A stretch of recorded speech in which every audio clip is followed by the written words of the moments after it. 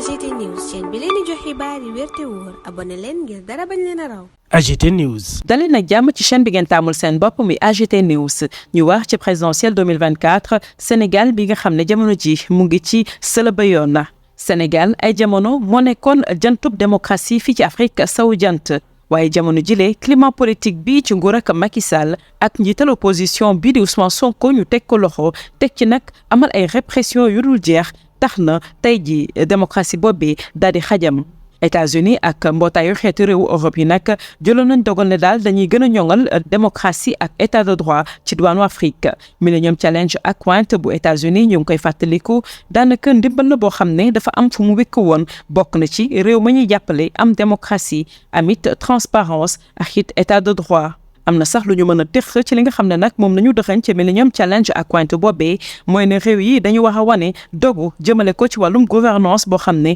dafay juste démocratique waaye itam am liberté économique ak it investissement boo xam ne dañ koy def ci doomu aadama yi. ca wàllam Union européenne moom jàppaleem ci réewu Afrique yi fa mu ko wékk mooy rek ñu daal di taxawu lépp loo xam ne rek jëm na ci doomu aadama waaye itam ñu amal liberté ak démocratie yemale askan wi état de droit bu amul benn sikki sàkk waaye itam sàmm lépp loo xam ne jëm na ci ak yelleefu doomu aadama yi. waaye jamono ji seetlu bi benn la ndax dafa mel ni kon tolluwaay politique gi fii ci réewum Sénégal ci nguur ak Macky Sall lii di démocratie xajam na fi lool maanaam na teef yooyee tey dañu ko salfaañee. am na fi parti bu ñu tas muy Pastef bu Ousmane Sonko daal di dakkalit lépp loo xam ne jëm na ci wàllum liberté d'expression ger gi di gën a wulee ñaay mu mel ne nag principe fondamentaux yooyu nga xam ne ci la ñuy wekk lépp lu jëm ci wàllum démocratie transparence ak état de droit daanaka salfaañe nañu ko fi ci réewum Sénégal moomee sax daanaka mu ngi waajal boppam bu baax a baax ci ay élection présidentielle ci atum 2024 enjeu yi nag bari na askan wi ci seen bopp ñu ngi ci guddi gu bët setagul te ñuy xaar nag ci Union européenne ak États-Unis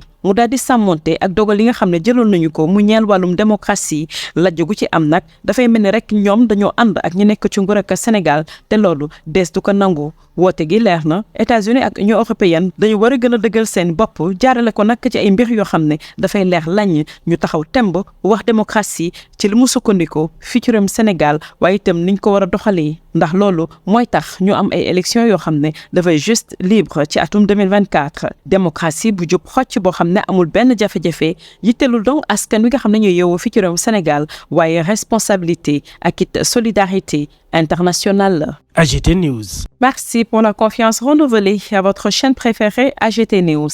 Présidentielle 2024, le Sénégal à la croisée des chemins. Le Sénégal, autrefois un phare de la démocratie en Afrique de l'Ouest, est confronté à un climat politique difficile sous la présidence de Macky Sall. L'arrestation du leader de l'opposition Ousmane Sonko et la répression de la dissidence qui en a résulté sont des indicateurs flagrants d'une démocratie en péril. Les États-Unis et l'Union européenne sont engagés depuis longtemps à promouvoir la démocratie et l'état de droit en Afrique. Le Millennium Challenge à Pointe des États-Unis, par exemple, lie l'aide à des critères stricts de démocratie, de transparence et d'état de droit. Un extrait du Millennium Challenge à Pointe déclare « Les pays doivent démontrer leur engagement en faveur d'une gouvernance juste et démocratique, de la liberté économique et de l'investissement dans leurs citoyens. De même, l'engagement de l'Union européenne auprès des pays africains souligne son engagement en faveur de la dignité humaine, de la liberté, de la démocratie, de l'égalité,